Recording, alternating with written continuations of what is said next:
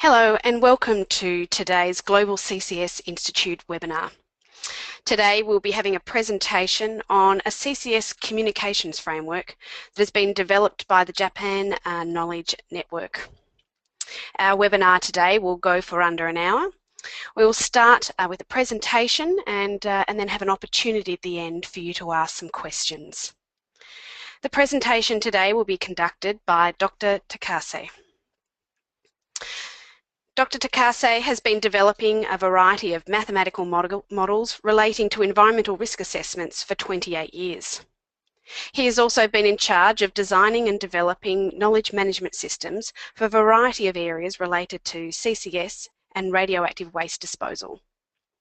Dr. Takase graduated from the Faculty of Nuclear Engineering at the University of Tokyo and completed his PhD on applied mathematics at the University of Leeds. He spent 12 years at the JGC Corporation in Japan and 6 years at Quintessa in the UK, as the leader of Mathematical Modelling Group. Dr. Takase is currently the Managing Director of Quintessa Japan.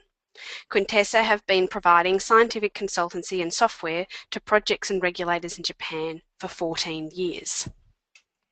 Before I hand over to Dr. Takase to give his presentation today, I'll just run you through the process for the webinar. My name is Claire Penrose and I'm the General Manager for the Asia Pacific region here at the Global CCS Institute.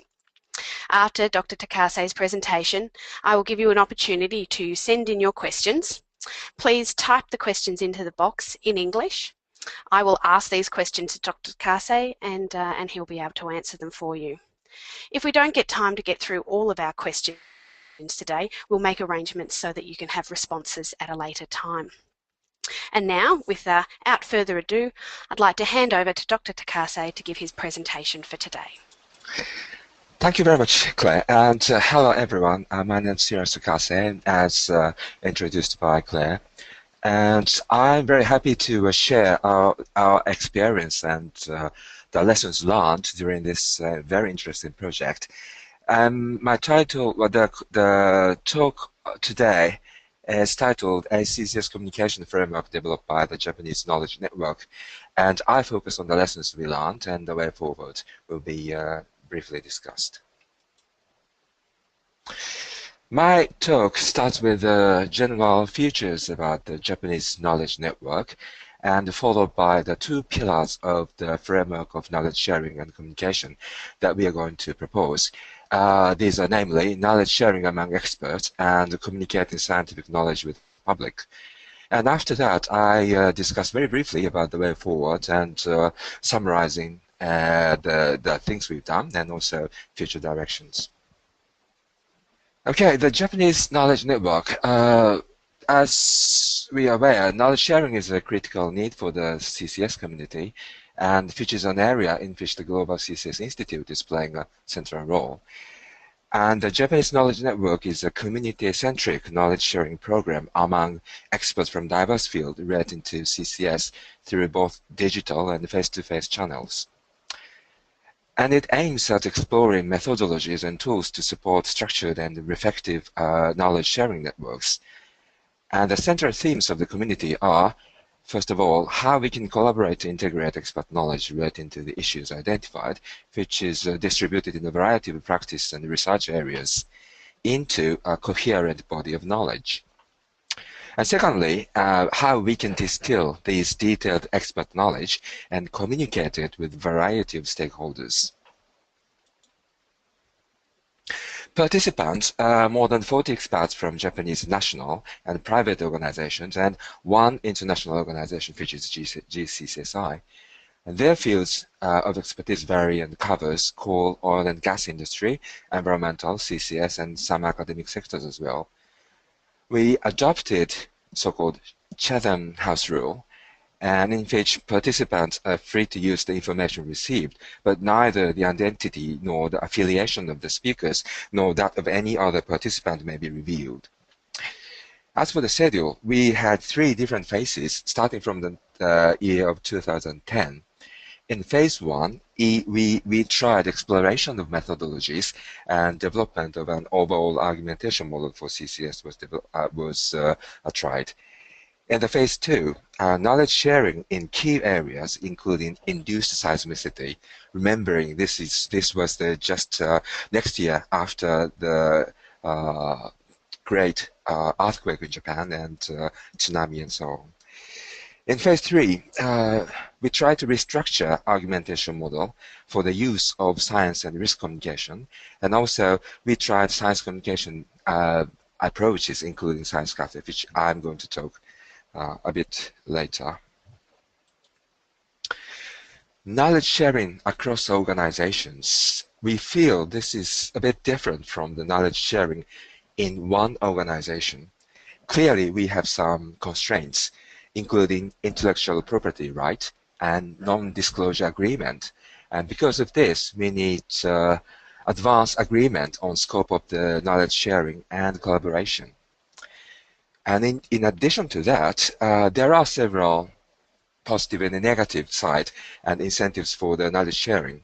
I took this matrix from Andreessen, and there are several positive and negatives, and the key ones, I mean key in terms of the knowledge sharing across organizations, are highlighted by blue and red.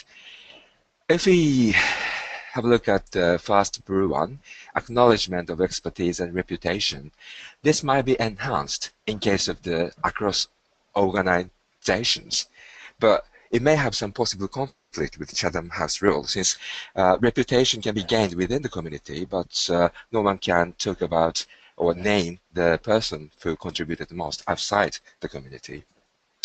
And learning and the personal organizational growth and fun and satisfaction could be also enhanced through the process of cross-organizational knowledge sharing.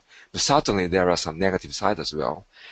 You may get criticism because your direct colleagues do not want the person to share with others outside the group, or you may lose power because others use information given by the person.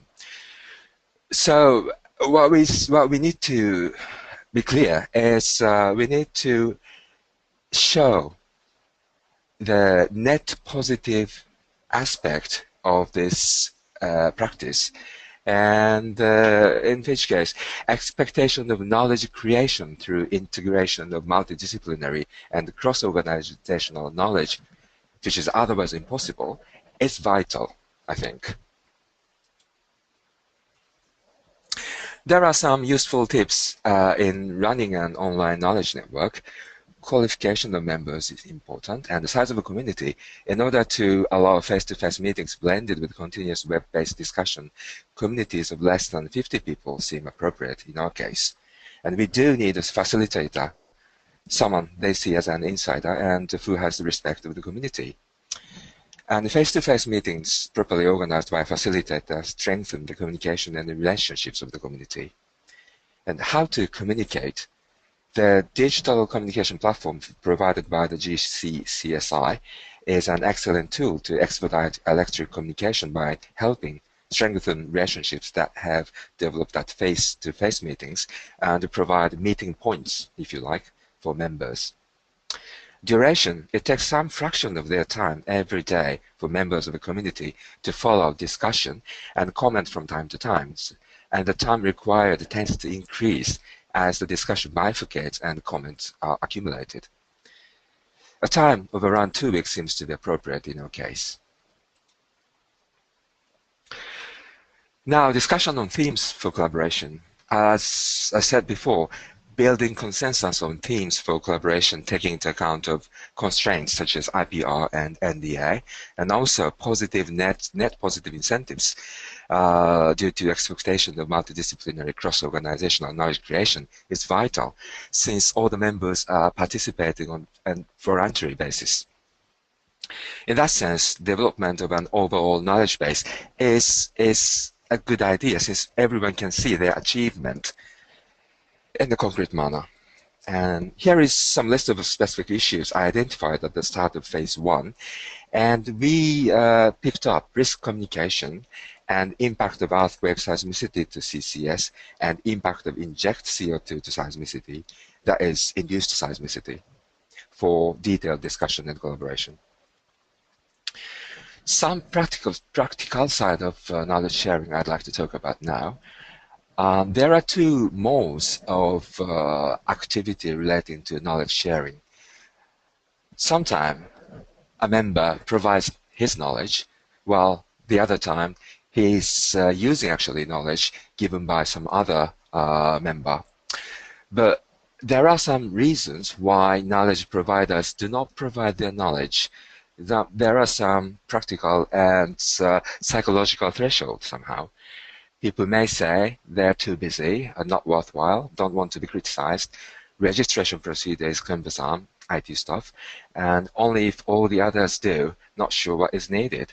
So taking into account all these complaints, if you like, we need to design the knowledge acquisition process as easy and casual as possible.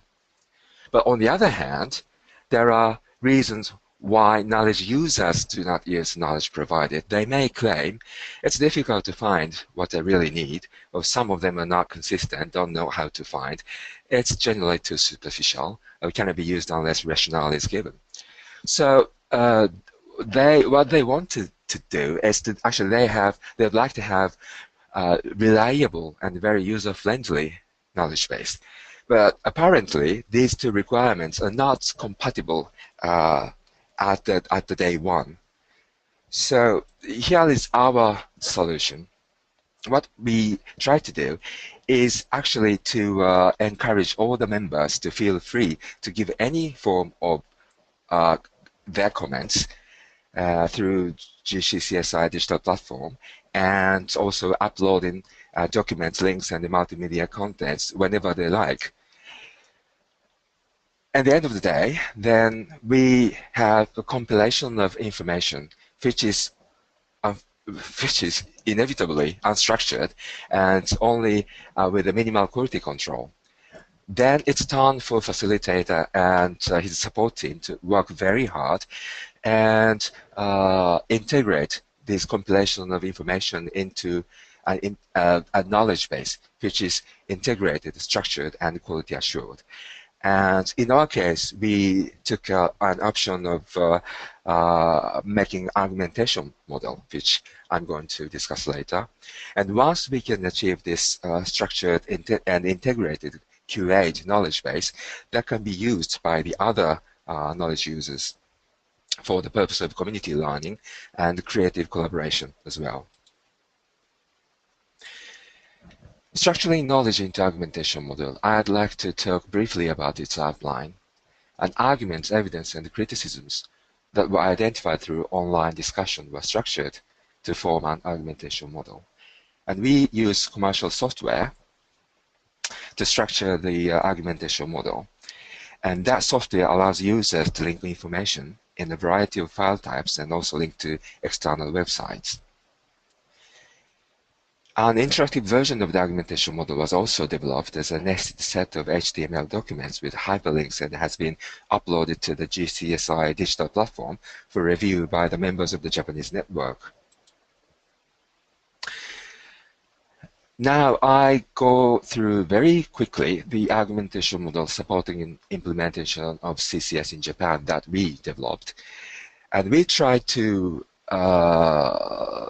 adopt MISI structure to communicate the big picture and the finer but important details at the same time. So we start from the top claim, which is CCS is an effective technique for reducing the risk of global warming. Then we can subdivide this to 5 second-level questions. Why do we need to reduce carbon dioxide emissions to start with to prevent global warming? What kind of technology is involved in CCS? What are the benefits of CCS? Are there any hurdles in the implementation of CCS or problems that may arise during implementation? And what other measures can reduce global warming?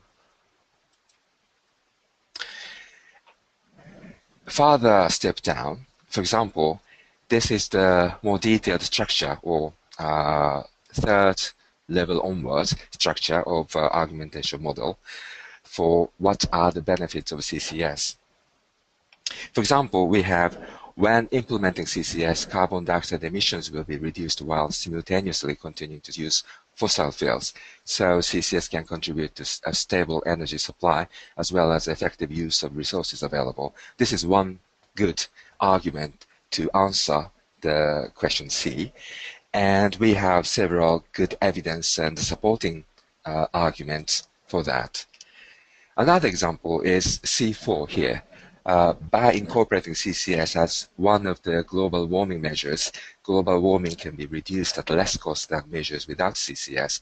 And here we have other good evidence as well, including the matrix provided by IPCC Summary for Policymakers, which was published just recently. As for D, since this is Japan-specific thing, so it was interesting for the community members. And under the question D, we have D42 highlighted here. In seismically active country like Japan, is it not difficult to implement a CCS? Sorry, it's not CSS, CCS. In particular, assuring safety of geological storage. And so we developed a detailed argumentation model in the next slides. Here we focused on the Chuet's earthquake, which actually took place during the injection of CO2 at the Nagaoka test site. And we applied the framework of discussion proposed by the National Academy of Science in the US. Here, our top claim is Chuet's earthquake was not induced by CO2 injection at the Nagaoka test site. And so there are four major arguments to support this claim. Earthquakes of the same type as Chuet's have occurred repeatedly in the same region in the past. Also, there is no clear temporal correlation between CO2 injection and the Chuet earthquake. We have good evidence for that. And there is no clear spatial correlation between CO2 injection and the Chuet's earthquake. Supporting this, epicenter of Chuet's earthquake was not in the vicinity of the injection well, and there was no earthquake observed at all near the injection depth. And there is no known geologic structures that may channel flow to sites of earthquakes. Again, we have all good evidence to show these are the case.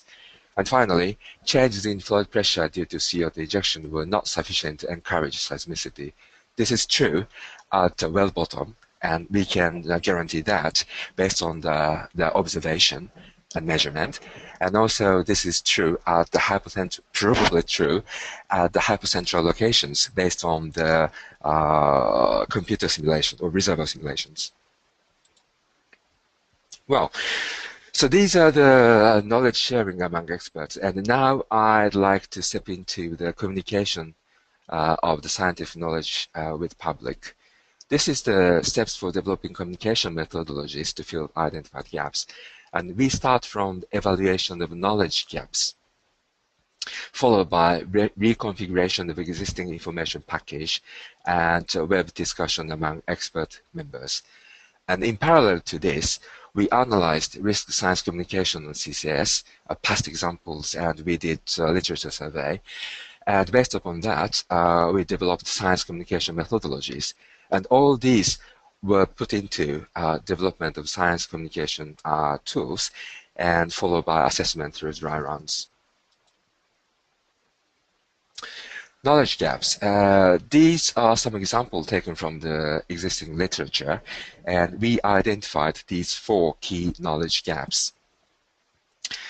And we focused on these red ones, I mean the last two, storage mechanisms for or characteristics of underground formation as a CO2 storage reservoir, and characteristics of CO2, including what supercritical CO2 looks like. And these are the focus in phase 3 communication exercise. Let's compare risk communication and science communication. There are some formal definition of these two as described in these slides, but there are some similarities and differences. As for the similarities, both approaches are undertaken in a normal situation and not in an urgent condition or crisis. And both of them involve interactive communication between the persons providing information and the person receiving information. And there are some differences as well.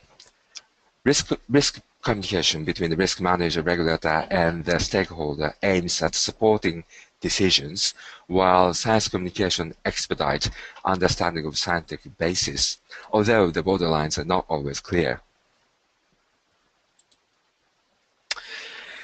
So I summarize lessons learned in phase 2 and based on that, objectives for the phase 3. Experience and lessons learned in phase 2. In the interviews we undertaken in phase 2, some participants commented that they cannot judge the safety of CCS because the scientific aspects of CCS are difficult for them to understand.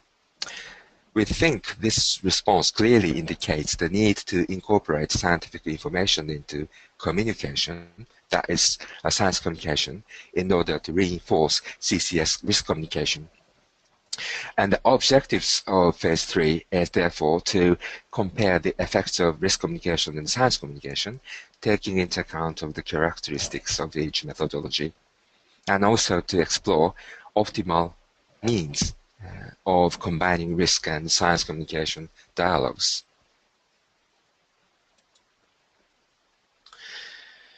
Here are some key elements of science communication. Storytelling is always useful, and the power of storytelling lies in its narrative effect, whereby it creates interest and enhances understanding and memory of the information being conveyed in the story. When it comes to science communication, this effect manifests itself by increasing attention and eliciting faster and fuller comprehension of information. And engaging is also an important element, and also enhancing creativity is another one. Creative nonfiction combines literary styles and techniques to create factually accurate narratives, and this is especially interesting aspect of the science communication approach. Platforms for science communication. We tried Science Cafe, which is a technique where experts and the public can communicate about science and technology in a casual atmosphere, in which the expert provides information for 20 to 30 minutes, for example, which is followed by questions, answers, and discussion with the public for 1 hour. And the forum is led by a facilitator. Science Cafe could be a very effective tool in view of profiting from direct and interactive communication between experts and the public. In addition to this, there are some other types of platforms, including science gallery, webs, and brochures. Now, I talk about dry run in phase 3.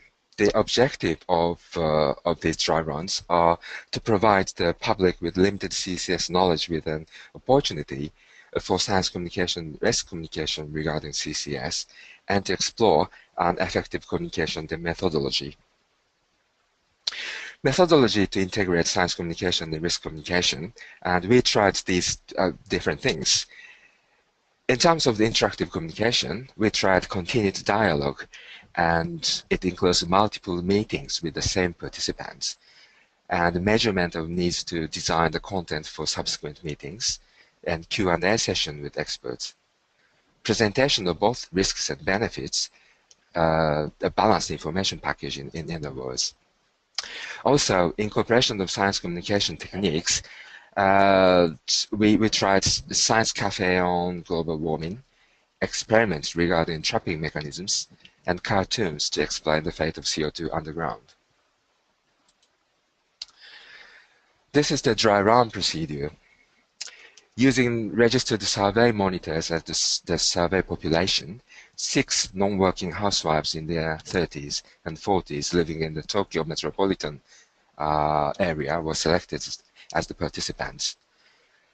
Those who did not understand CCS and had average attitudes towards global warming based on responses in the Internet pre-survey questionnaire were qualified. And here we compare procedures for phase 2 and phase 3. And as for the phase 3, we had more step-like and iterative approach, while we try to continue the dialogue and also interaction with the participants as well. During the first survey, we tried something called baseline assessment, in which we provided information that is generally available on Japanese TV and internet. And after receiving those information, which is readily available to their daily life, all participants demonstrated only a vague understanding of CCS, underground storage in particular. And participants were skeptical about CCS in general at this stage. Some of them expressed their concerns on the existence of suitable sites and measures to avoid the impact of earthquake in Japan. Another stated that since CO2 is invisible, it cannot be judged whether it is really being stored or not. And they also showed distrust for the words safely and permanently. Participants noted, though, increased understanding after being provided with the information in the GCCSI website. However, in many cases, certain technical terms hindered their understanding, and the questions remained because their whys were not necessarily always answered. And Q&A session with an expert was held after that. A CCS expert answered each question previously asked by participants and provided a complementary explanation that included participation in the Q&A session. Within the second survey, Science Cafe on global warming was tested, in which explanation was provided and Q&A sessions held using a brochure created by the Ministry of Environment of Japan, titled Stop Global Warming, and some supplement documents as well. Participants found many differences or inconsistencies between their intuition and the facts shown by the data. Such gaps were tried to be filled through dialogue with experts. The Science Cafe was well received, and actually very well received by participants, and they worked with the expert, and the awareness of the necessity of countermeasures against global warming was enhanced. An explanation in the Q&A sessions on the necessity of CCS was given following the Science Cafe activity. Necessity of CCS was explained using information package based on the argumentation model here, and some participants still had a negative perception concerning CCS. They did not understand its mechanisms and were doubtful, as they had only its positive aspect. And in the third survey, explanation and the Q&A sessions by an expert in CCS and underground characteristics was tried. Participants asked questions about the effects of CO2 on the human body, injection methods, stabilization after injection, and earthquake effects, and so on. And the experts answered to these questions improved their sense of safety in comparison to the beginning of the survey. And some actually said, since unexpected issues may occur in any situation, I don't believe it is 100% safe. However, I understand that it is almost safe, which is rather pleasant change, actually. And others said we would not bring ourselves to listen to such a detailed explanation of mechanisms and safety if we did not recognize the necessity of CCS.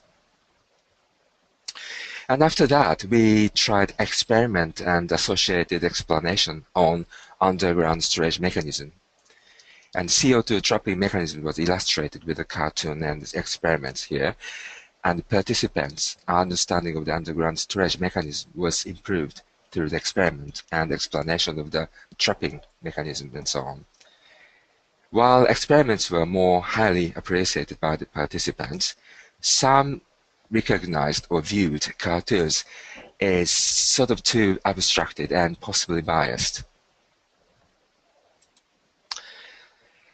And here is experiment 1, which my colleague or co-workers from Janus Corporation tried, titled, Let's Compare an Impermeable Formation and Storage Formation.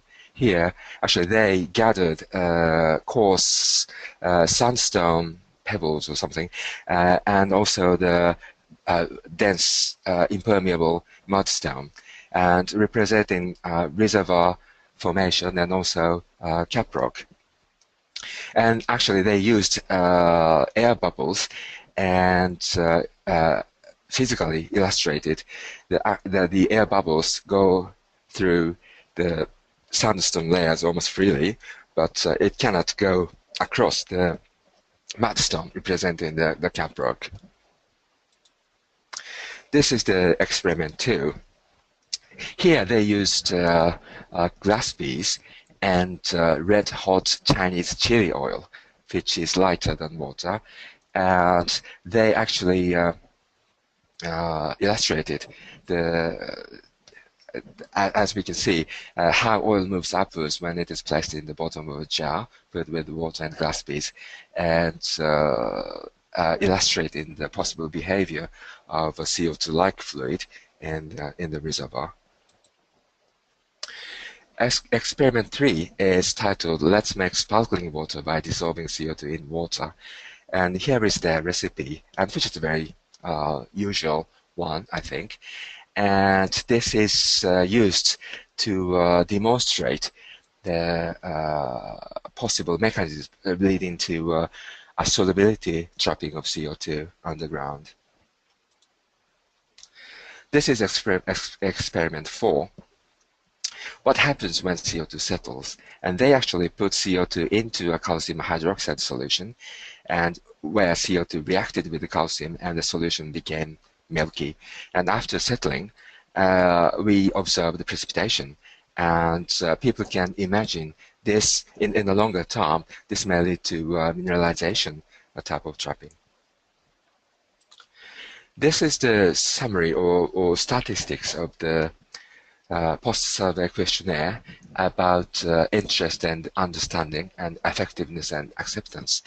And these stats tells us some improvement in terms of the positive answers, but I think what is more important is the actual changes of the attitude and understanding of the individual participants and their comments about the reasons behind those, which I described earlier.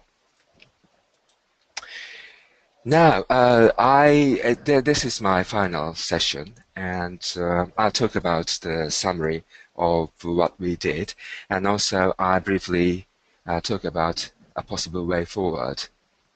This is the framework for coupled mode of knowledge sharing, consisting of 2 pillars. The first one is integration of experts' knowledge distributed among diverse scientific and engineering disciplines, in which we have a very dynamic and multidisciplinary knowledge sharing activity across the different organizations to cover necessary body of knowledge all the way across the multidisciplinary project of CCS. Closely tied with this one, we have another pillar, which is establishing effective channels of communication between experts and non-expert stakeholders. Here we try to develop and establish sustainable and interactive communication channel between the experts and non-expert stakeholders. And as I said before, these 2 pillars need to be coupled and linked as closely as possible together. And what is important here is for the each groups to learn from each other, and knowledge or collective knowledge need to grow in a actually drawing spiral up type of orbit. Now I'll try to summarize what we learned, both for the knowledge sharing among experts and the communication channel with non-experts. Starting from the first one, we tried several different modes of knowledge sharing. The first one is information gathering. It's easy for a member with expertise in the area in question to point out relevant links or upload key references, while it's very difficult and time-consuming for other members from different disciplines to find the same information. And because of this information asymmetry, if you like, each member can gain much more than just working alone. In order to maximize this collective gain, the facilitator should be responsible for organizing and steering the discussion and collaboration in an efficient manner. In addition, it is very useful for a designated group to collate and structure information following guidance from the community members so that knowledge gaps can be identified on time and the facilitator can ask members of the relevant area for any missing information. The argumentation model and knowledge base has been developed in this manner.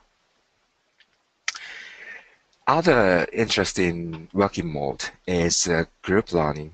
In case there emerges a topic of interest to many members that requires in-depth knowledge and a wide range of experience, for example, a webinar is a very powerful tool to disseminate relevant expert knowledge. In phase 2, a webinar on the seismicity induced by injection of fluids underground was held by inviting 2 seismologists, geologists, in the community to be lecturers. Third mode of collaboration is problem solving. I must admit, in general, functional or project teams that are under organizational control and driven by deliverables with shared goals, milestones, and results can solve the problems of their own areas of expertise more efficiently than a community of practice like we did.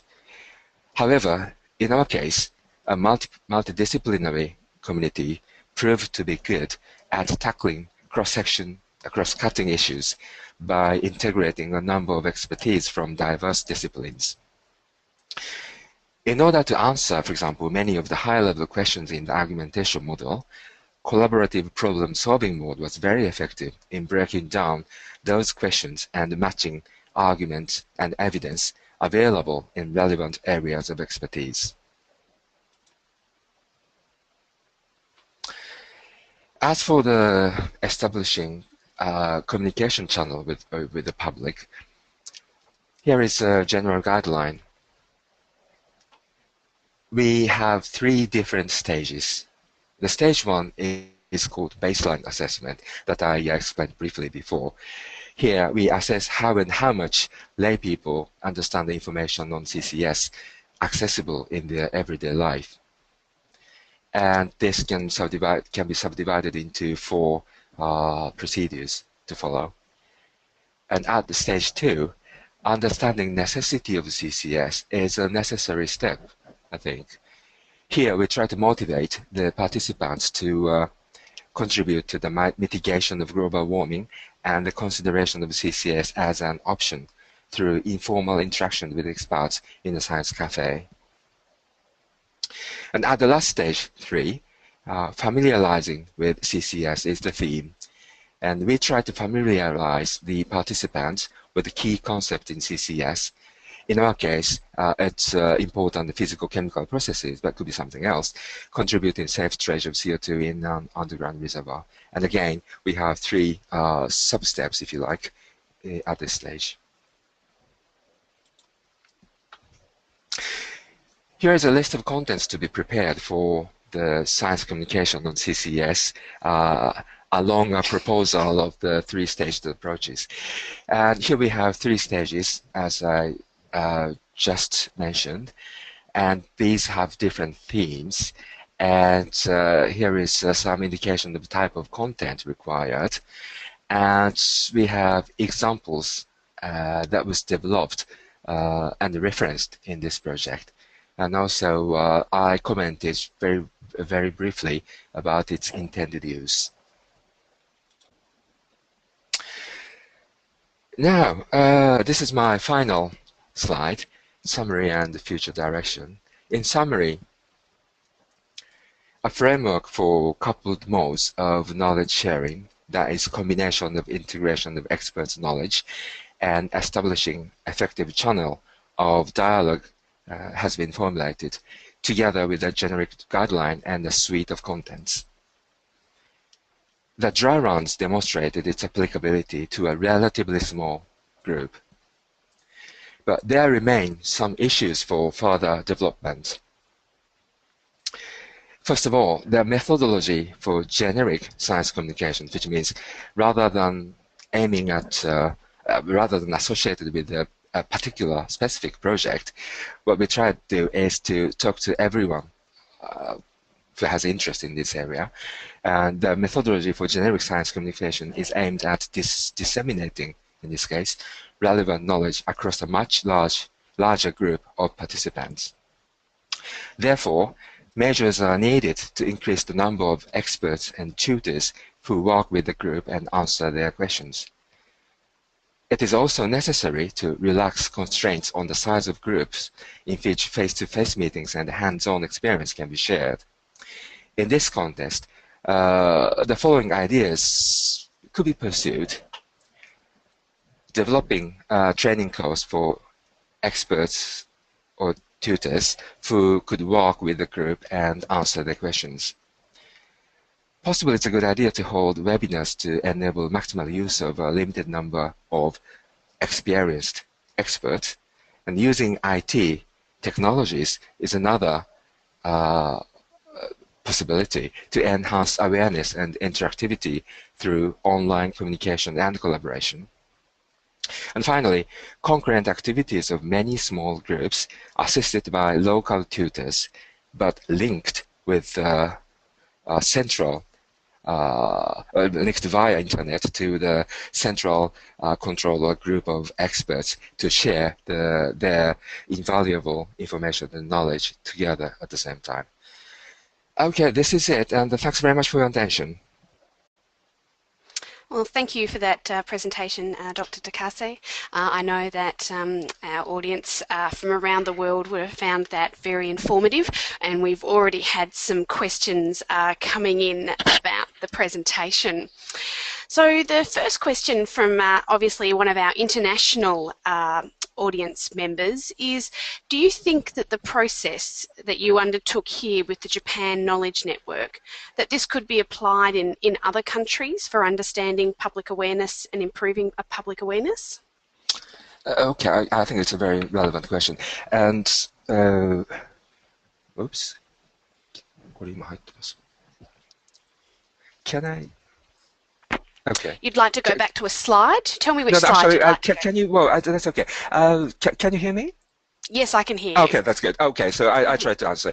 Well, we tried to design our methodology to start with as general as possible, so that it could be applied to other member organizations of the GCSI. So we were aware of its importance.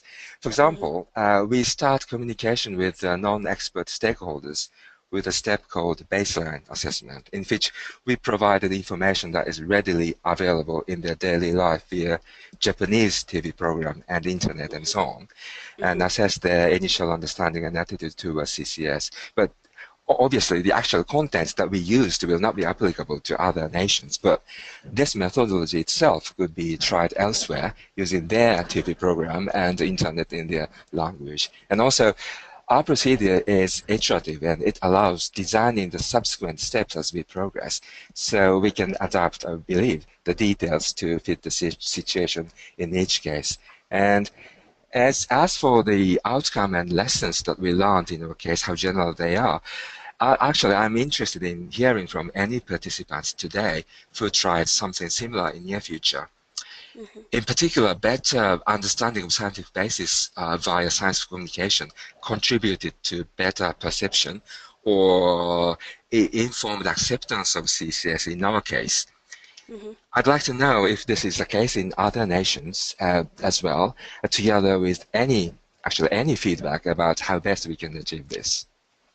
Certainly, and we'll make sure that anybody who has any suggestions or information that they'd like to put through to you, that we'll pass on their details to you. So if anybody has any information on that, please send it into the Institute, and we'd be happy to put you in touch with Dr. Takase. So, Dr. Takase, you say that you can apply this, but obviously need to customize it to the country or the circumstances that you want to roll out the program. Would you say that you could use this science communication approach here when when targeting influential groups like politicians or media personalities? Would it be different if you were trying to influence them and improve their understanding compared to members of the general public? Well, again, in terms of the value of such interaction with influential persons, we can clearly see. And in terms of the designing actual scientific science community communication methodology, I, I think we need to be careful because the influence is so large, to be honest. So I would suggest to have some sort of a dry run with insiders, if you like, who could actually collaborate with us casually and give us their feedback first. But in principle, interaction and continued dialogue could be useful for them as well. But what we need to be aware, especially in case of the politicians, their time is limited. So although we have enthusiasms to keep talking almost forever with them, they may not be. So we need to somehow develop very efficient way of communicating each other. I think that's a good point. Yeah. So just for those of us who aren't from Japan, when you were talking about undertaking the baseline assessment, you mentioned that you presented the participants with the type of information that is typically available on television and, you know, just readily available on the television and the internet to the participants. What kind of information do you see, and do you see a lot of information on television and on the internet in Japan on CCS or climate change more generally? Yeah, I think so. Probably this is the same for almost all the nations, but in Japan there is a high level of interest among all the sectors of the population about global warming, certainly, but awareness of CCS is not very high. So we can have a lot variety of contents that could be used in case of the global warming. But as for CCS, the one we actually picked up is a TV program which was developed by NHK, which is a Japanese BBC equivalent, if you like, and which covered the good outline and the necessity and how it works about CCS. But its time was only 10 minutes, 15 minutes. Right. 5 minutes, sorry, 5 minutes. So 5 minutes. so it's the amount of information is rather limited. I see. Yeah. Now, the next question we've got asking is, do you think that the face-to-face communication with experts was the most successful method for reassuring the participants about CCS? And do you think that the face-to-face time with the experiments was even better because it was more memorable and more interesting for the participants? I think so. What we actually felt is rather than just conveying information, which is also available in terms of the text or print or something, finer detail or texture or atmosphere which was sensed by the participant is important. So in that sense, talking directly to expert face to face is assuring, to be honest, their attitude and smile and things like that. And as you said, having experiments with them is also reassuring aspect as well and memorable. So I'd strongly recommend that sort of thing should be tried. But one possible shortcoming of that is because of the time constraints, it tends to be one-off event. Yeah, so I think what is good is to blend these face-to-face events with more continuous online discussion and knowledge sharing. That allows us to spiral up. Yeah, no, I think, as you say, it's about finding a balance between time and efficiency, and also those more effective methods where people are able to develop a relationship or some trust with the people that are delivering the messages to them. Yeah. Great. So we've got time probably for a couple more questions. So if people have any more questions, please feel free to type them into the question box there. If we don't get to them, we will get in contact with you after this webinar. But our next question here, Dr. Takase, is what is the biggest difference of awareness or perceptions on CCS between the experts and the general public? Where was there the biggest difference in understanding between those two groups? Well, I don't know, but it's a bit difficult question. But in some sense, there may be potentially large similarities between these two groups, but the way they communicate and they express their concerns and interests, this might be just my feeling, but they appear very differently. But at the bottom, there may be more similarities than we are aware of. But I think it's a good point and probably worthwhile further investigation. So it might be that actually they have they're not that different in their understanding. They're just using different language to communicate. Yeah. This is true. All right. Well, we might move on to our second last question here, which is, why do you think it's important to create communication materials for the general public? Why do we care if they understand about CCS? Again, this might be different from nation to nation, but in our case, and it's not CCS, but it's some sort of waste repository stuff for the nuclear industry. And in some case, the implementer and the government had a direct channel with the local community, and they some sort of agreed. But the surrounding communities and the rest of the prefecture said no. We had several situations like that. So in order to avoid that sort of situation, it may not be essential, but certainly useful for us to have increased understanding of a general public across the country, and especially those who are surrounding that particular area. I understand. All right, so our lucky last question for today is if you were going to undertake this study again, what would you do differently and what would you do the same?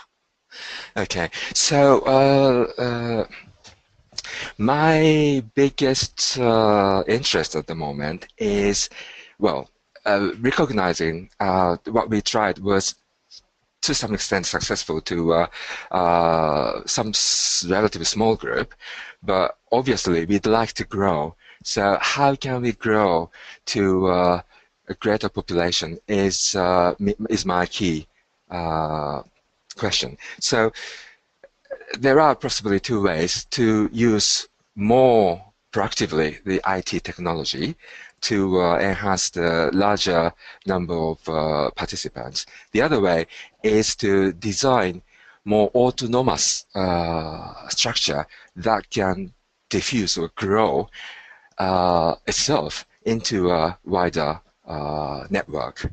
So these are my aim. So the probably core of the things, science communication and experiment and interactive Q&A with experts will not change too much, but the platform needs to be explored more, I think. Excellent. All right. Well, thank you so much for taking the time today to explain the work that you've been undertaking and for answering the questions that people have sent in. I think that the work that you've undertaken is going to play a really important contribution in our global efforts to improve understanding of CCS and help its widespread deployment globally. So I'd like to thank you and your team for the work that you've undertaken and for your participation in our webinar today.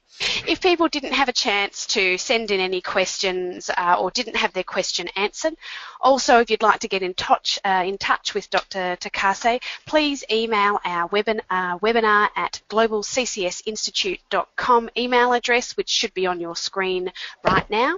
And I'd like to thank you all for taking the time out of your day to participate in today's webinar.